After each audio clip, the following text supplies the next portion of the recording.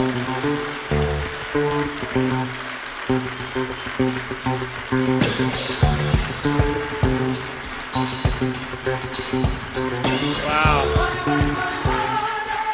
Thank you very much. And he did very well on The Apprentice, I have to tell you. Very talented guy.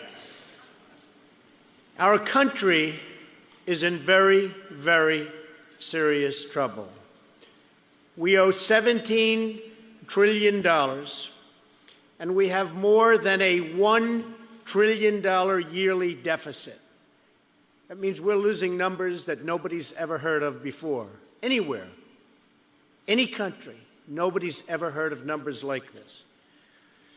Likewise, the Republican Party is in serious trouble. The good news is that the country has tremendous untapped potential, absolutely tremendous. The Republican Party, I could almost say it's going to be a little bit tougher, and especially as you get more and more conservative. They get nasty. They don't like to hear what we have to say, and it's not easy. We have to get the momentum back, and we have to get it back quickly before it's too late, before we waste that incredible potential that we still have. We have to get it back. Now, the president is given, sadly, unprecedented media protection. It's incredible. When you see what's going on, it's absolutely incredible. With the Republicans, especially as you get more and more conservative in your thinking and your thought, it's really just the opposite. As Republicans, if you think you're going to change very substantially for the worse Medicare, Medicaid, and Social Security in any substantial way, and at the same time you think you're going to win elections, it just really is not going to happen. The way we solve our problem, because polls have come out, even the Tea Party, which I love so dearly, 78% of the people said, leave my Medicare, my Medicaid, my Social Security alone. That's the Tea Party. So what we have to do, and the way we solve our problems, is to build a great economy. We don't have a great economy right now. China has, other people have, other countries have. We don't have we don't make things anymore. We were great manufacturers. We don't make anything anymore. We buy from other countries, not only China, all over the world, we buy. We have to rebuild our economy, and we have to do it again. We have to make America strong again and make America great again. Thank you. Now, this is a hard one, because when it comes to immigration, you know that the 11 million illegals, even if given the right to vote, you're going to have to do what's right. But the fact is, 11 million people will be voting Democratic. You can be out front. You can be the spearhead. You can do whatever you want to do. But every one of those 11 million people will be voting Democratic. It's just the way it works. And you have to be very, very careful, because you could say that to a certain extent, the odds aren't looking so great right now for Republicans that you're on a suicide mission. You're just not going to get those votes. Now, I say to myself, why aren't we letting people in from Europe? I have many friends, many friends, and nobody wants to talk this, nobody wants to say it, but I have many friends from Europe. They want to come in. People I know, tremendous people, hardworking people.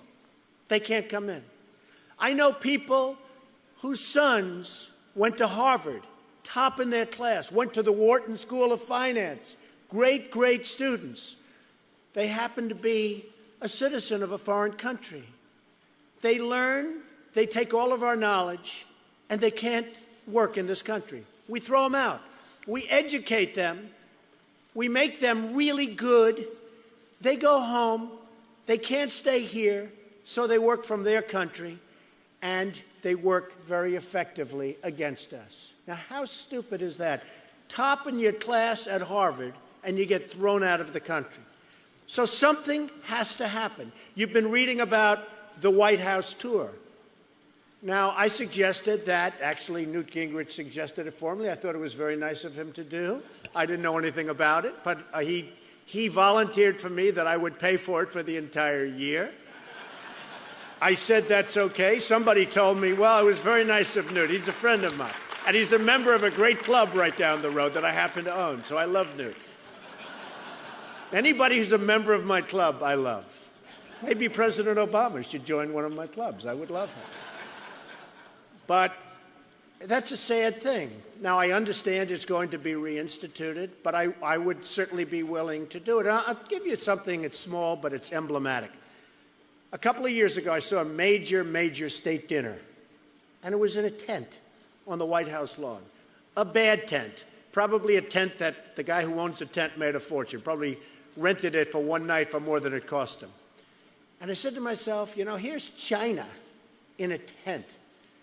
And I called up the White House, somebody I know very well, very high position, and I said, look, I will offer free of charge to build the most beautiful ballroom there is in the country, anywhere. I will do it. It'll cost anywhere from $50 to $100 million. I will do it. You can get the greatest architects. You'll make it perfectly sympathetic with the White House and the architecture. It'll be fabulous. They said, thank you very much. Wow, what an offer. We never heard from them. That's the problem with the country. That's a small thing, but that's the problem with the country. And that's what happens. You don't hear from people. Now, when you get right down to it, from the standpoint of conservatives and Republicans, you've got to win elections. When you have people that are well-meaning, but governors saying it's the stupid party, and I heard that statement, I said, what a horrible statement to make. What a horrible statement. Because that's a statement that's going to come back and haunt you when the Democrats start using it. And you have to change that. And you have to change that thinking. Or when I have somebody and I watch somebody who spends $400 million on campaigns with perhaps the worst ads I've ever seen. I mean, they did ads on Obama that I thought it was being paid for by the Obama campaign. They were so incredible. You remember the famous superhero ad? Well, people want a superhero. They made Obama, and it was great. I said, what a great ad Obama did. And then I said, oh, wow, that was done by the Republicans. So when you spend $400 million and it's a failure and you don't have one victory, you know there's something seriously wrong. Now, I've made over $8 billion. In fact, when I was thinking of running, I actually filed my financial statement. A lot of people were actually surprised. But more than that, I've employed tens of thousands of people. And yet I'm continually criticized by total lightweights all over the place. It's unbelievable. No, it really is unbelievable. I mean, you see these guys. You see these guys on television. They can't buy a clean shirt, and they're saying, Donald Trump, he's nothing. I'm saying, you know, thousands and thousands of people. So I'm very proud of what I've done. And I think if Mitt made one mistake, and I like Mitt Romney a lot, but if he made one mistake, it's that he didn't talk enough about his success. Because honestly, people really want success. They want a leader who's successful. And Mitt has done a great job. And I just feel that the Republicans and Mitt, and I told him this, didn't speak enough about the things he did, the great things. They were on the defensive instead of taking that offensive. Just recently, I bought Doral Country Club, 800 acres in the middle of Miami, an amazing place, but it was improperly run for years and years. Tiger Woods just won the tournament this weekend, got record television ratings. It did fantastically. It's an amazing place. I'm going to fix it. I'm going to make it incredible. I'm going to make that place incredible. That's what we have to do with this country. We've got to fix it. We've got to make it incredible. Right now, we're a laughingstock. You see what's going on in Afghanistan with Karzai. I mean, he has no respect for us. Now, in all fairness, we're leaving, so he probably said, wow, I'm going to be stuck here alone. But still, this guy, when I watch his moves, I just say, how can leadership allow that to happen? With Iraq, we spend $1.5 trillion. $1.5 trillion. We lose lives, great, great, young, wonderful people. We lose so much. What do we have? Nothing. We have nothing. When I heard that we were first going into Iraq, some very smart people told me, well, we're actually going for the oil. And I said, all right, I get that. I get that. There's nothing else. I get it. We didn't take the oil. And then when I said, well, we spent $1.5 trillion, we should take I don't know if you know, they have the second largest oil reserves in the world after Saudi Arabia. So $1.5 trillion is nothing. $1.5 trillion, we should take it and pay ourselves back. What are we doing? What are we doing? What are we thinking? And this is whether it's Obama or Bush or whoever. What the hell are we thinking? And for those soldiers and the families, for those soldiers that were killed, I said we should pay those families money. We should give them money.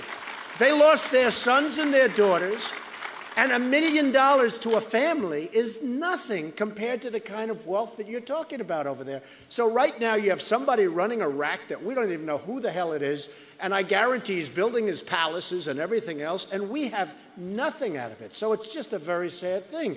You look at what happens with Syria. You look at what's currently happening with South Korea. Now, I buy all my televisions from South Korea. I'm sorry to say. I just ordered 3,000 units, 3,000 televisions, South Korea, LGs, etc. We don't make them in our country anymore. I get criticized. Oh, why didn't you buy them here? You can't buy them here. We don't make televisions in this country. All right. So North Korea, as it always does, gets frisky. And then we pay them off and they get less frisky, right? North Korea gets frisky. What do we get out of it? We send our beautiful aircraft carriers. We send our destroyers. You know, every time you turn on the engine, it's $5 million, right? And we send them down, and we stop whatever's going to happen to South Korea. What do we get out of it? We get nothing. The fact is, we're run by either very foolish or very stupid people. What's going on in this country is unbelievable. Our country is a total mess, a total and complete mess. And what we need is leadership. Now, by fixing the economy, we're able to solve the problems that we really do need to solve, and immediately as a nation. Medicare, Medicaid, Social Security, they all become affordable when we become a wealthy country again.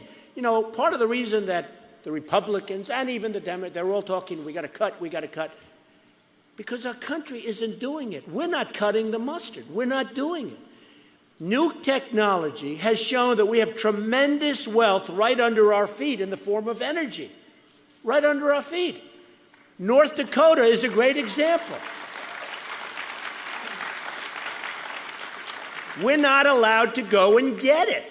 So we go to the OPEC nations that think we happen to be, because I hate to tell you, they're all friends of mine. I know them all. They think we are the stupidest people on earth. They can't believe what they're getting away with. And we could become so easily the energy capital of the world. So what I say is this. We have to start building things. We have to start manufacturing, not just taking care of people, not just taking care in terms of health care. That's not manufacturing. That's money going out. We have to bring money in. This country has to start building things again. We have to take back our jobs from China. We have to take back our jobs from other places. When Apple talks about Apple building all of this stuff, and we are all so proud of Apple, they build virtually 100% of their product in China. So China should be more proud of Apple than we are, to be totally honest with you.